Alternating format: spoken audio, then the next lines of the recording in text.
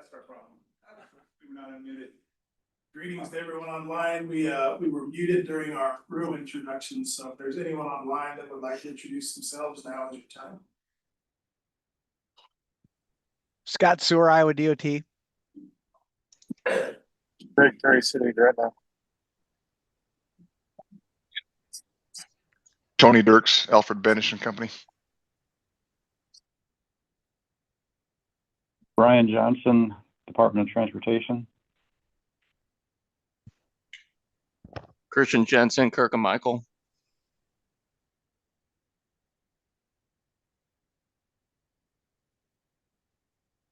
Right. Got it through everybody. Let's move on into item B, which is our action items. Action items for TTAC approval. Number one, we have approval of the minutes from September 19th, 2025.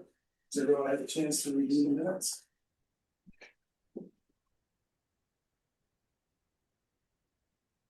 Entertain a motion to approve. Motion. Motion, we have a second. Second. Motion and second, any discussion? Take a vote, all in favor? Aye. Any opposed? All right, that's approved for the September 19th meeting. Action item number B2 is amendment 1 to the fiscal year 2026 TIP. Court has an update on that first. Yeah, so this will be the first amendment to the program, which just went live earlier this month. We can make it pretty easy to see. There's quite a few changes, after we approve the tip in June, there's usually some stuff that happens during the summer. I don't know why that would be, but usually the construction season kind of changes some stuff, so. One thing, we updated the beginning balances for Nebraska STBG TAC and CRP based on end of year obligation report. And we'll talk about that a little bit later in one of the discussion items, but just making sure that we've got the correct balance after what everything that was completed by the end of the 25 fiscal year. For regional program things, we added control numbers to a few projects after they turned in their 530 forms to the state. I'm going to address the Council Bluffs project separately in just a moment because that's the most significant change that we have here. A few phase adjustments, so basically some stuff that didn't make it in FY 2025 by the end of September. These things basically had some of their phases shifted from 25 to 26, so we can get those things going. Most of these were things that were in the 26th program for construction or some such, just they didn't get their preliminary phases done. So we've got a little bit of MAPA 5310, the West Patio Trail, Millard Connection, Gretna Warespan Trail, bridge replacement at Q and Elkhorn, or on Q at the Elkhorn River, Midtown Medical Center Bikeway Connection, the NRDs, Swanson Trail, 72nd Street Underpass, and Omaha's 192nd and Blondo improvement study. City of Omaha's Levi Park Trail, that was slated for with some phases in the 2025 tip. We had to move those forward. They're a little bit behind on that one, but it's moving forward now. We had one project that is within the program, or within the regional program that was removed from the tip. Omaha's 168th Street Center to Q. There was a AC conversion phase in there that was moved ahead, so that no longer needs to be in the 26 program. All of that was obligated at the end of FY 25. So fiscal impact to state programs, City of Omaha Signal Infrastructure Phase G1, we just added control number to that. We had a funding source change to a couple of District 2, NDOT District 2 projects. They're just shifting that from the highway program to SDBG, state SDBG, not regional. And then we had a few phase adjustments for some state projects, very similar, or not state projects, but non-regionally funded projects. These are things that are funded with state controlled federal sources. Signal infrastructure phase E1, E2, Omaha's 24th Street streetscape improvement, Western Douglas County Trail, and the River Trail Bridge. Then we had a couple more projects removed from the tip, 2 NDOT projects that were obligated before the end of September. They weren't quite sure if they were going to make it in 25 or need to go in 26, so we had them in 26. We don't need them anymore, so we pulled them out. Going back, I do want to address this City of Council Bluffs project. Here, the City County Connector Trail. This has been in the tip for a little bit. It was originally gonna go to, it had a letting schedule. I don't remember if it was in the fall of 22 or 23, but it was a few years ago. They were just about ready to go, and then they hit kind of a funding gap issue. So they got a new funding estimate, and they weren't able to cover the cost in time. So they kind of shelved it for a couple of years, and now it's back, and they've got letting date in December. I think they're gonna end up pushing that into 2026 though. Regardless, what we did was they needed to cover this gap in funding. And since our TAP program on the Iowa side had basically accumulated some funding over the last few years, there was enough funding to cover that gap. Basically, it was about, I mean, the total difference from the original award is about, I think it was, I want to say it's about 1.4 million. It was a pretty substantial increase over the original award amount. What you're seeing here is a much smaller representation. It shows 1.2 million going to 1.8 million. The 1.2 million was basically a placeholder that I had in the tip from when they originally had this cost increase back in 23. So it was programmed in the 24 tip, anticipating that they were going to come back and ask for more funding. That never happened, so I just kind of had it sitting in there, kind of in limbo. So what we did was we took it back through the TAP committee.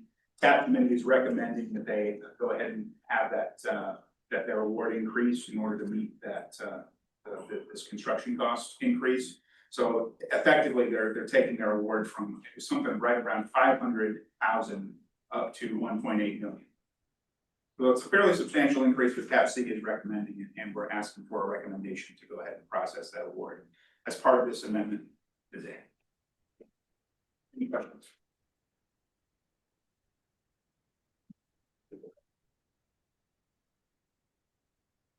Right, questions, any items presented? If none, I would entertain a motion, if you want to ask one. Motion to approve. Approve the amendment, second. I'll second it. Any further discussion? Call for a vote, all in favor? Aye. Opposed?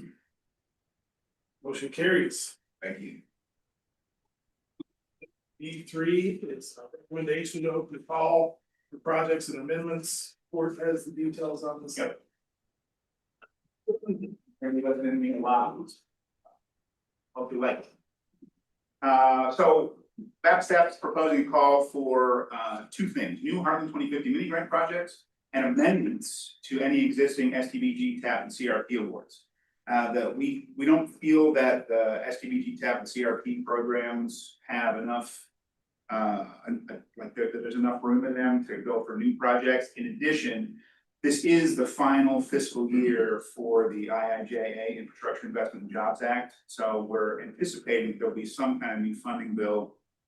We've heard, kind of whispers of what that might entail, but there's not any specifics out that I've seen yet. So we're a little hesitant to ask for new projects going into a new potentially new funding bill. So for those two reasons, the fact that the programs there's not a whole lot of room in them right now, and we're going to be going into a new bill. We kind of want to hold off on getting new awards, except for the mini grant projects. We took a year off on those last year, and we want to kind of allow folks to apply for those, because it's a set aside in the tip. It's basically already programmed, about 250,000 in Nebraska, a little over 100,000 on the Iowa side. So there is room to go ahead and add some of those new planning projects if people want to apply for those. So we're making a recommendation that we go ahead and do a call. But we also wanted to make sure that we are allowing anybody who's got an STBG, TAP, or CRP award to be able to ask, let us know if there's going to be substantial increases or scope changes, anything like that'll be coming up on those projects. I've already had conversations with a few project sponsors about some of these things. That's part of the reason why we're going to open it up. It'll be a very short application. It's just going to be a Google form that asks you a few questions about, what your existing award is, how much more funding you're looking for, if you have scope changes, anything like that, and we'll see how we can make those fit into the program. if we can. And those will all go through the selection committees, PROSCOM and TAPC. We'll have those meetings in springtime, like I normally do with call for projects. I feel like I'm missing something. Oh, and we talked to the TAP committee and the PROSCOM, both of them recommend opening the call. We established the mini grant committee. They weren't able to meet before today. But I did kind of chat with them about what the application looks like. We're not changing the policy guides or the applications at all. It'll be the same grant application, same policy guide as before.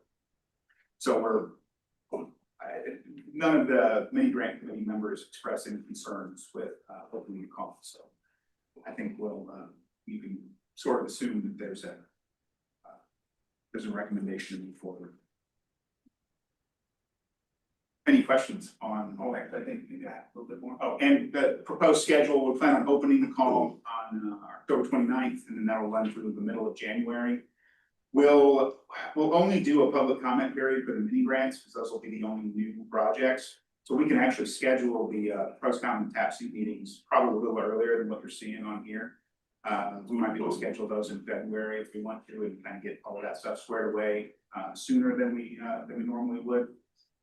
But that's basically it. We have everything kind of wrapped up for the 2027 transportation improvement program and get everything programmed in there. That's basically it. Corey, do you have like a range of funding that's available, suggested project size for any of those amendments? So there's more in STVG than the other two programs. Well, it kind of depends on if we're talking about the Iowa side or the Nebraska side, but there's a substantial amount for both Nebraska and Iowa STVG. There's room for amendments, I guess you could say. I'm going to say over the 6-year program, there's about 20 million, which is about a year's worth of funding on the Nebraska side. So there's some space for some cost increases, and I want to say on the Iowa side, there's about 7 or 8 million. So also some room for adjustments to Iowa side projects. TAP and CRP. CRP, we're not really sure what's going to happen with CRP. That was a brand new program in the IIJA. We are a little bit concerned that that could go away with the new funding bill that comes out. So we'll have to talk about any sponsors who want to submit adjustments to their CRP projects. I think we'll have to have a conversation, and we'll just have to, see what we know when it comes to springtime. We might know a little bit more about what's coming out in the new funding bill at that point. There's a lot of unknowns around it, I guess is what it comes to. And for TAP projects, there's, I want to say on the Nebraska side, there might be about $1 million sitting out at the end of the program. So there's not a whole lot of room for adjustment there. And then on the Iowa side, it's pretty tight, given this the increase to the city of Council Bluffs. So I guess you could say that Council Bluffs is just kind of getting in there early with their amendment, the amendment that we processed today. There won't be a whole lot of room beyond that to do anything. In fact, I think they'll probably have to shift when their project's out in order to make all this work. We're going to have to work with Iowa DOT on exactly what that's going to look like. So simple answer is there's some STVG there, but not a whole lot in the other program. Okay. Any questions, comments from the group?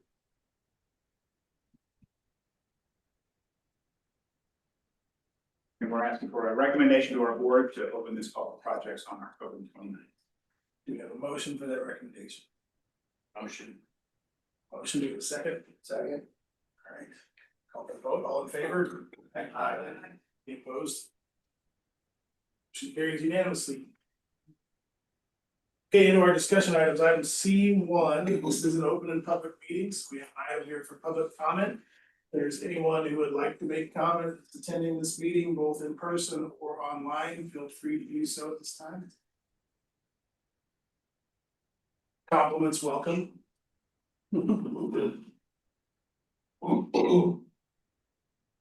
Okay, hearing none, we'll move on to discussion item C2, which is presentation of the 192nd Street interchange in the county. And this presentation is provided by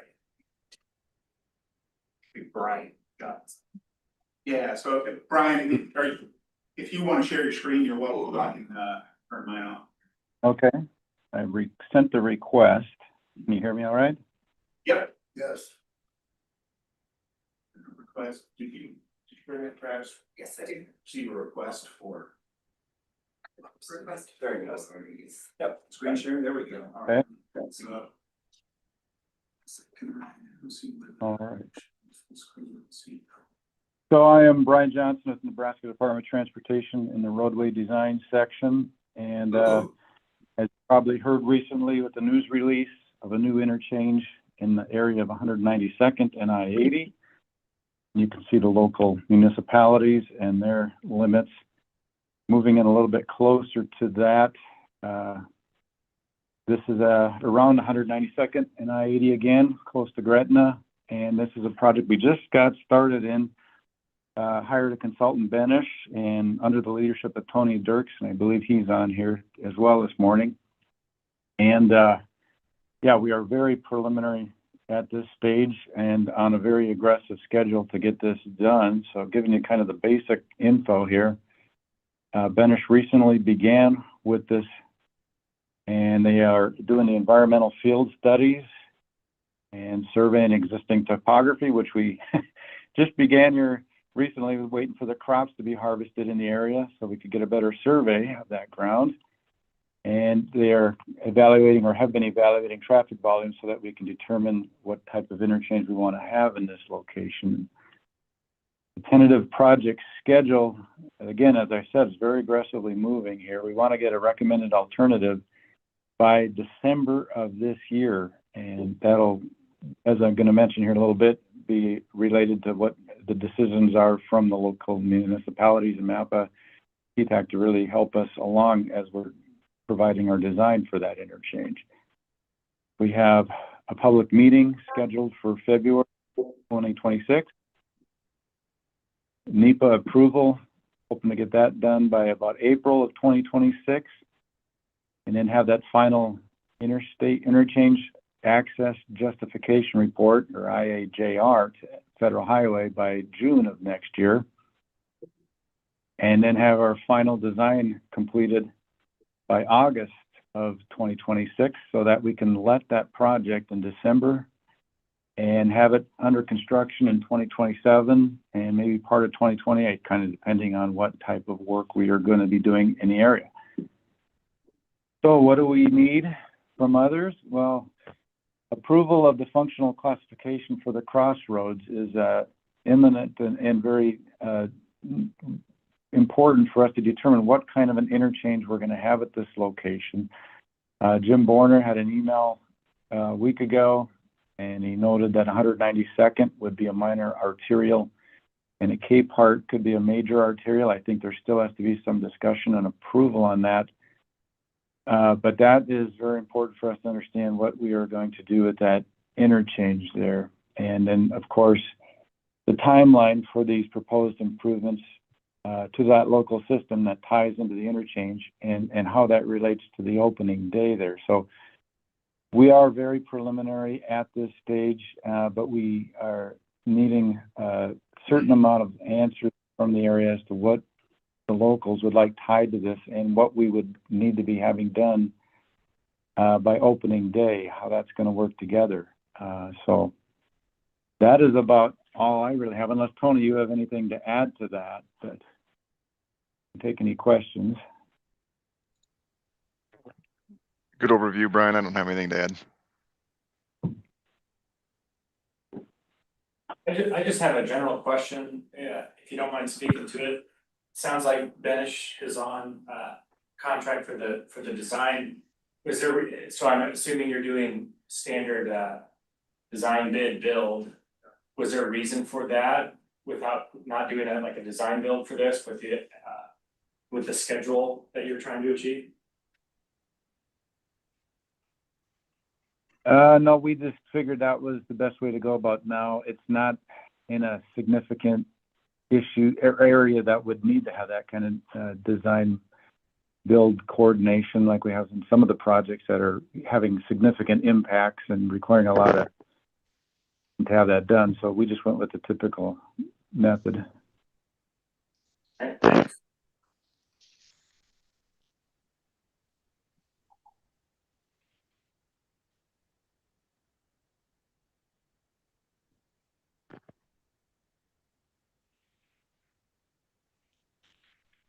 Hey, any other questions? Well, thank you all for the presentation. Brian and Tony, appreciate it very much. Thanks for being on with us this morning. Great information, looks like a good project. Appreciate you being here. With that, we'll move on to discussion item number C3. And court is going to present recommended updates to the regional federal functional classification.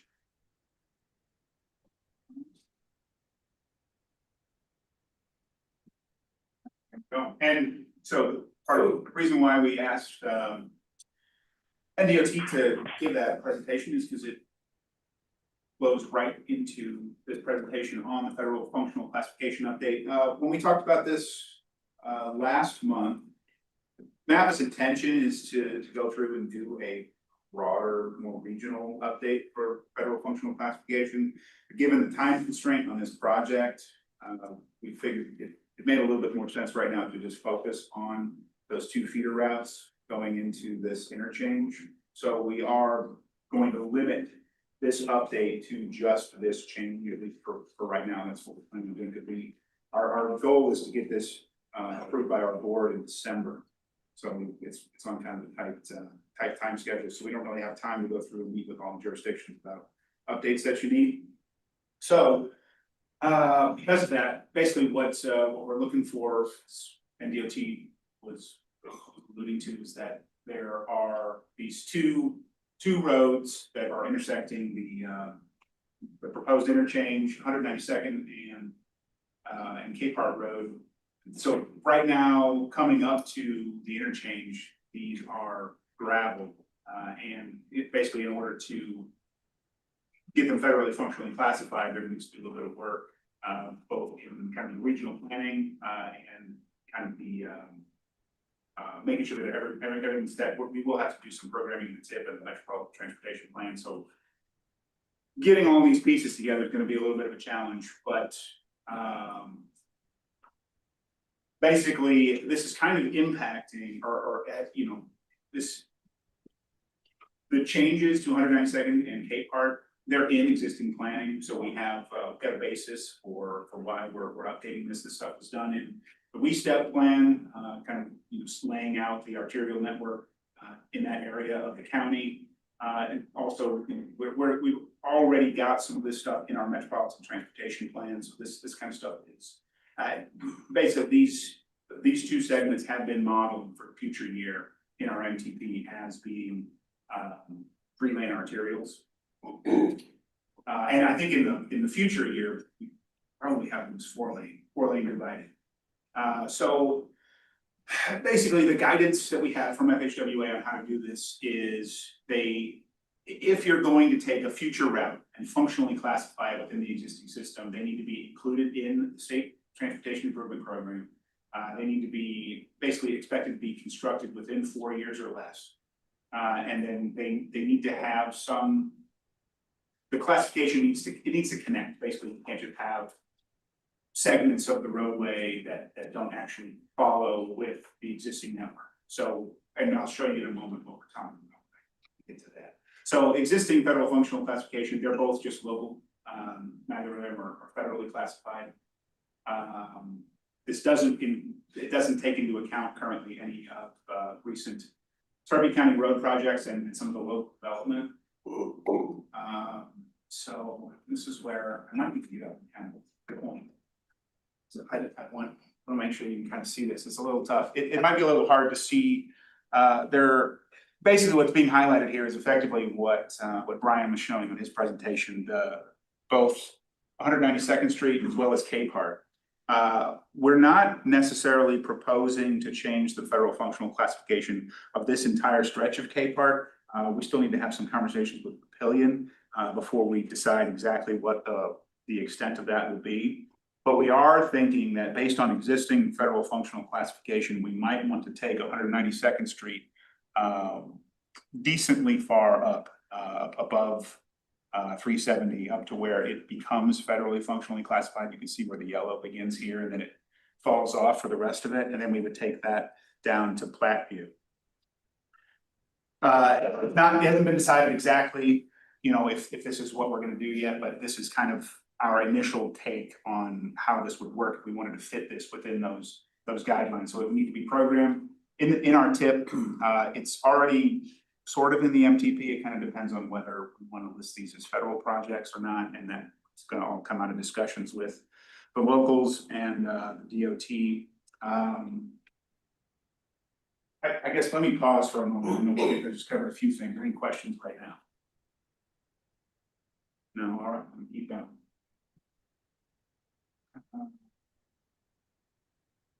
So this is showing the planned arterial network from MISTEP. So we kind of have the planning base in there for this change being done. You can just kind of see how the arterial network is laid out. I know it might be a little hard to see in the legend, but we are basically showing both of these routes as arterials within the MISTEP. These are just basically cuts of the kind of the interim development. So the proposal right now is that the segments that are needed to act as feeder routes into the interchange would be approved to 3-lane arterials with side paths, and that the space would be reserved to move those into 4-lane divided. Depending on the timeline. I think right now I believe that is something that's in kind of long term, so the 2041 to 2050 in our MTP. But that's all kind of well, it's a longer term goal, I guess you could say. Any questions right now about kind of like what the plan is? So basically what we'll be doing is in December, we'll have a much more final plan for how to update the federal functional classification on 192nd and Cape Park. And we'll bring that to TTAC then with a request for a recommendation to our board to approve it. Once that's done, there will still be conversations with the state DOT and FHWA on whether that we can actually move that forward. We still got to find out exactly which pieces we need to put together as far as updating our metropolitan transportation plan and TIP. But that'll that might just come in the December meeting, or it kind of depends on the exact parameters of those projects, which we're still working with the locals on. Questions, concerns? That timeline will be okay with NDOT since they're looking for alternative selection. That's kind of, it's basically kind of lined up with that. So everybody will meet a little bit earlier in December. We don't have a November TTAC or board meeting. So our board meeting is 11th, is that right? December 11th. So it's earlier in December. In our conversation with the DOT, it sounds like that should work as long as we have it approved, but we'll still have to figure out exactly what the approval process is going to look like time-wise with FHWA. It's pretty, I would just note, future routes that they're allowable in FFC designation, it does make it a little more challenging. I mean, obviously, especially with the accelerated timeline of this project, it's just a little bit of a different process that we would normally find ourselves in.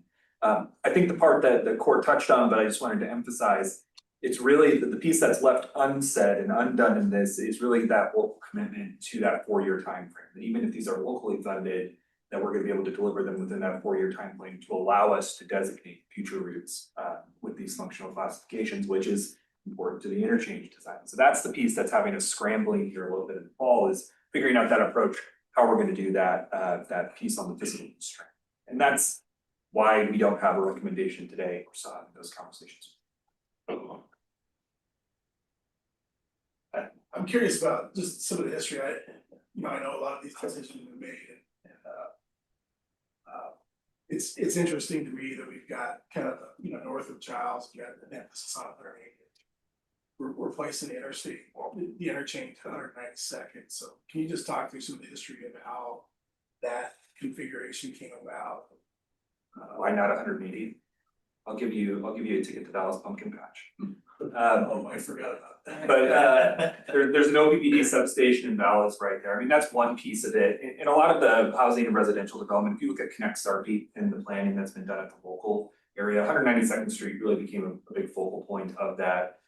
You got schools, you got major residential developments, and that was a decision that kind of through various subsequent planning, Connect Sarpy being one element of it, the I-80 planning and environmental linkages, the WE step, it's been this kind of coordinated emphasis of laying out how this network is ultimately gonna be built and what that kind of current state is, what the future state is. The state advancing this project is just kind of taking decisions that were spread out over time and kind of as development decisions were made, we knew what the context was gonna be, we knew what that interim state was gonna be. And this is necessitating that we kind of lay that all out, we fiscally constrain a portion of it and move that recommendation forward much sooner. And so it does build on all of that. 168th and Schramm was kind of the other candidate location that was carried forward from our planning and environmental linkages study. You know, they both have opportunities and trade-offs associated with them. So is this gonna solve the balance issue? Which balance? The traffic? I'm kidding. You don't like sitting for 45 minutes parking? No. Just did it on Monday. Yeah, you and about 100, my daughter was there, about 100,000 people were at Palace on Monday, it sounds like. Everybody had the day off. I wasn't there, so. Happy, but that's kind of the history there. I would agree, it's a little, you know, it's a challenge, but there are also kind of some existing things, development patterns that are driving that focus on 197th Street. That's a good question. That came up early in the Pell as well, the original Pell. Yeah, the Pell gets into it on, why 180th was not recommended. So the next phase is a flyover to the parking garage at Palace. Listen, we'll call up Texas DOT and they'll help us. Drop it. I mean, honestly, it's one of those things that it's an area that's rapidly changing. Dallas has been there for a long time, but there's a lot of growth happening around Dallas. So Mike, the other part of that is that north of 370, the right of way was never protected and development went right up to it. When we did the 2019 county comp plan, we put kind of the curve out 192nd to try to preserve it. yeah. You didn't get it reserved when you're a director? With the I'm kidding. 192nd. But just go out there and the monster substation out there, you know, all the entities from that is. Big That's footprint. scary. It's a big footprint that would have had to have been avoided or, you know, moved at great cost. You know, it's kind of the great practice. Everything can be translated to dollars, but there's a large amount. It's interesting. Are there any other questions?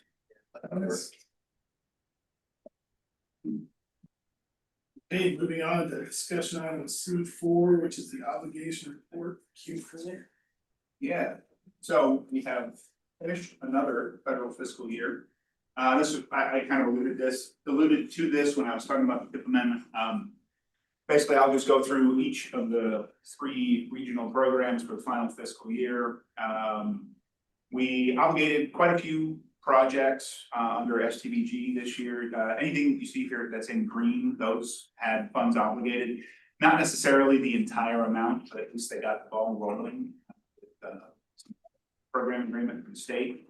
Anything that's in red, it didn't make it and has carried over into the new program. But basically what you're seeing on the top here is you can see what the apportionment was for the year, what we had carried over from 24, how much we obligated by the end through the end of the year, and then the final balance. You can see we've got a bit of a balance on both Iowa and Nebraska sides for STBG. That's kind of what I was talking about when I was saying that we still had a little bit of funding left for any kind of amendments in the next tip. For the TAP program, we've got about 1.8 million in Iowa and 5.7 million in Iowa starting off the year. You'll see that Nebraska obligated through is negative. That's because the overall balance was we got some funding back after some de-obligations. Projects didn't end up spending quite as much, so we got some funding back. Same issue with the same situation with the projects. The ones that are in green, those are moving forward. The other ones kind of got held up and will be carried over into the 26 programs. And then on the CRP side, we got both the projects that we had programmed. They got a little bit of funds obligated for them. They're moving ahead. Basically, they have program agreements now, and they will be moving on to completing their design right-of-way phases if necessary, and then going on to construction probably a year or two. For the balances, we've built up a bit of a balance on the Iowa CRP. I mean, 612,000 doesn't sound like a whole lot, but we're only getting about 200,000 a year. So we're not 100% sure how we want to tackle that. We've given that increase to the TAP project, the City County Connector Trail from Council Bluffs. We may have a conversation with Iowa DOT about shifting some of that to CRP so we can spend those funds, but that we're just gonna have that conversation once we get that tip amendment through. On the Nebraska side, about 2.5 million sitting there, and we will basically that's slated for spending. The Center Street improvements, the Center Street safety and mobile improvements, that will hit a large chunk of that once it goes to construction. So that's basically what that balance is hanging out there for. I guess any questions? Can we go back to any of those, either of those other programs, or if you have any issues, or I guess if anybody has an update on any projects that were kind of held over under, I guess mostly NRP here and Eric's not here, and Pot County project that continues to hold over. That's actually a fairly old project in the tip, and we're thinking we might need to have more of a conversation with Potawatomi County about where that sits. That'll actually connect to City County Connector Trail that is in the amendment for Council Bluffs under the TAP.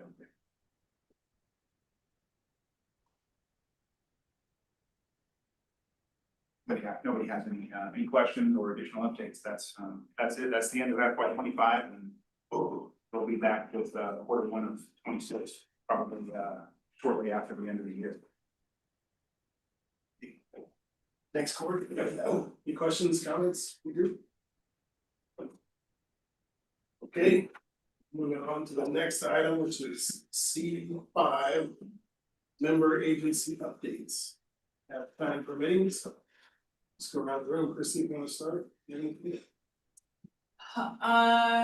Transportation side, South Creek is still closed, hopefully it'll be open back up here. I would just say the items left the specific project there. 48th Street is still closed from Harrison to Q, but I believe it's opened up to U Street now. Q. Turnpike in Cumberland is still closed, but it should be open pretty soon. There's just some sidewalk work left out there. And then I think I mentioned this last time, the modular roundabout on the second ward is open, so take a listen through. Yeah, I know I have only seen a handful of pedestrians crossing diagonally. they're just checking it out. Yeah, They just wanted to see how it's started, so. Seems like it's working great. I drive through there from time to time when there's a crash on I-80 and I don't want to go from Exarban to here. Deal with all of that. Seems like it's working really well. It's a good spot for that kind of demonstration. See how the clouds. So Or don't. Steve was optimistic, he's like, he's just go back, so.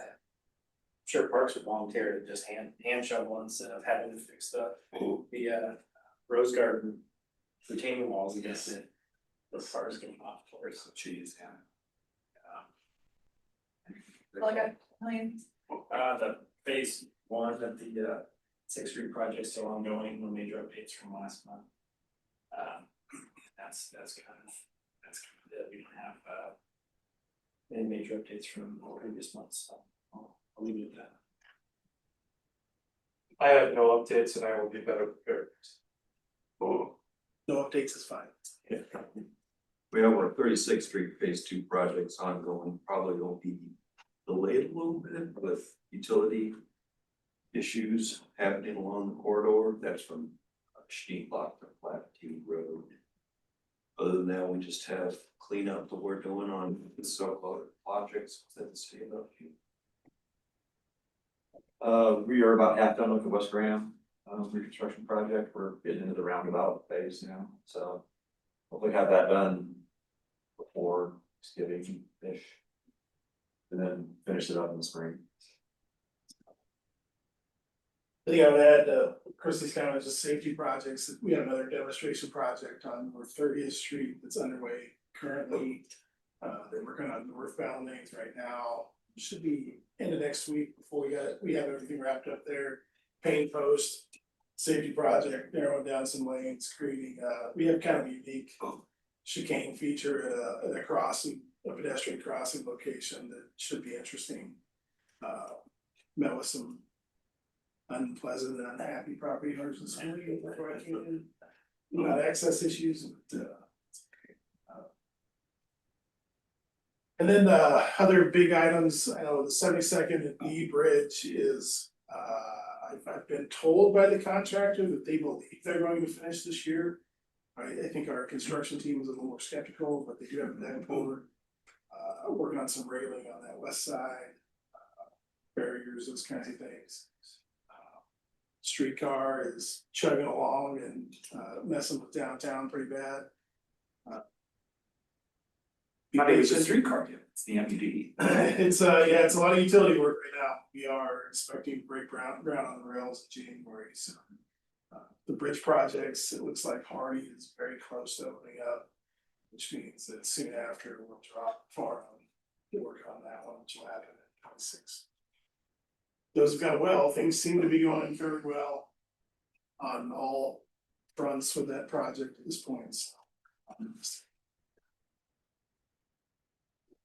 Okay. Let's see, we have some I-680 high mast towers still being put up at 72nd and Highway 75 or 48th Street and down by the Mormon Bridge. I'm gonna take 192nd Dodge Street off my list. We're gonna see if we're done with that. Highway 75 from 34 to Q Street, all the major work is done. They're working on the penetrating concrete sealer. That's all night work. Another one was Highway 275 from Nebraska 64 to Dodge Street. Most of the work is done, cross stitching, pavement repairs, milling, new shoulders. Right now, they're joint and crack sealing and putting on penetrating concrete sealer. I-480 Missouri River Bridge, that's still, the actual painting of the girders is done, but they're still up on top, repairing the decks and curbs. Whatnot. The I-480 12th Street to the River Bridge, that's done. So they pulled out there. I-80 westbound Q to Giles. We've added the lane and bridge is done that we've widened. Going westbound. The Harrison Street Bridge overlay is completed. The overlay of the northbound bridge over the patio is done, and they're prepping to overlay the westbound over the patio. Then the I-80 westbound off-ramp to Highway 50, we've opened up the new lanes to the off-ramp. The inside lanes, eastbound and westbound, deck repairs and approach is completed. We've switched traffic to completed outside lanes and prepped inside lanes for the overlay, that was westbound. And the eastbound, we've done the same thing, completed the outside lanes and their inside lanes, it overlaid the inside lanes. And then there's Dodge Street, 156th, 6th to 132nd. All the bridge deck repairs are mostly done. The bridges at 144th, 156th are done. The 132nd bridge around the northbound outside lane, that's the last one to be repaired. We got traffic 4 lanes in the middle section of the bridge. Dodge Street, since we're there, 161st to 127th. Pavement repairs are done. They milled and overlaid the eastbound inside shoulders of lane 1, 2, and 3. The westbound inside shoulder of lane 1, 2, and 3. The ramp 132nd is completed. Now they're busy milling over and overlaid on and off ramps. 132nd, 137th, and 144th, they're done. So we still have 156th and 150th to complete. That's 9 work. So we've started another one down Highway 75 and 4th Street. Box culvert repair, that's pretty much kind of off the road down the hill. We got the east side barrel poured and they're moving to the west side. And then 72nd and L. It's got a 437 day calendar day count which means they have to be completed by November 26th. That 26, yeah. And it's a viaduct removal at grade, create a grade at grade intersection. We're gonna be putting head-to-head traffic on the south side of L Street. Head-to-head, one lane each direction when we get to that point. When we get to the point of closing or taking down the bridge at 72nd, the contractor has 5 days. We'll have to completely close for 5 days. And they're thinking about possibly doing that removal this year. We're in discussion with the contractor. Trying to figure out what we're gonna do there. What we've got so far, we've removed the medians, east and west, and paved them for crossovers that we will be using. And they're pouring temporary pavement southbound. And that's it. Thank God for weather like this. I mean, it's. To sit in the middle of October with, you're still laying asphalt, thin asphalt. And it's looking great. If you've been out on Dodge Street, they're doing a great job. And it's really grateful for some late season 70s and 80s. And it looks like it's gonna push into November that way. So that ought to get us really, really far along. Maybe some pain points as long as we got it messed up on 72nd. Right, you got it messed up on 72nd. We're just gonna take turns. Well, don't let them up. Don't let them up. We're just gonna keep it down. I can see the public Our traffic impacts all went along, but our bridge division would really like to see that bridge down. It makes them sweat for every day that goes. It's, it's very closely as bad as the one in Elkhorn. But, yeah, so we have to come to that decision point, so we got to chat. I've already lost it. Okay, so we want as much progress as we can get. In spite of the fact that money is pretty gray right now in front of us, we gotta get our federal politicians to come to terms somehow. And get us some comfort going forward, but. At any rate, we're gonna still keep pushing these projects as hard as we can push them. So probably get that down as full, so. All right, Airport Authority, the terminal project is moving along very well. We're at 45% complete for the project all through. For those of you who've flown out this year, we took center part of the terminal out in the spring, early summer, demoed that. We worked on foundation work. Steel started going up about 2.5 weeks ago. And that's looking really good. The steel's gonna fly right up. And then you'll be able to see the outline of that whole center pavilion. The rest of the work to get that all finished out will take some time. That center pavilion is scheduled to be opened up with TSA check lines and all ready to go, and our concessions probably either first or second quarter of 2027. So things are moving along. Once that opens up in 2027, our north concourse will close. And we'll have gates that'll extend up there to keep us having enough gates operating, and that'll take about a year to complete that. So we're on schedule for completion of everything in 2028, but in 2027, the public's gonna see that central pavilion, new central 1 TSA check line, and the concessions going. So work's going well, and we're just gonna keep pushing. We're looking for ways to try and work with the contractor to keep trying to get ahead and pushing on the schedule. We have probably 80% of all the underground work and any of the high risk things that we might find when doing the project are done. So we're feeling pretty good about the risks and any big problems that we seem to have dodged the bullet on most of those thus far. So work is going well.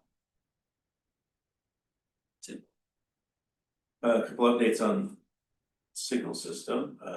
We're constructing phases C2 and D1 this year, which will put us at about 65, maybe a little bit more % complete with the whole system. So we're chipping away at it. But I did want to mention we just submitted some 530 forms to program our last infrastructure project, which will be called Phase H2. So that's kind of a nice milestone, that you're starting to see light at the end of the tunnel a little bit. We do have a little bit of a funding gap there, but hoping NDOT continues to fund us with CMAQ dollars, and if they do, next year we should basically be fully funded. But construction will continue through 2029. That's when the last phase will be constructed. But I also wanted to mention, we did submit a 5-3 form to kind of carve out some CMAQ funds to basically do a update to our signal system master plan. And so that'll be an RFP that'll be released in the next couple of months.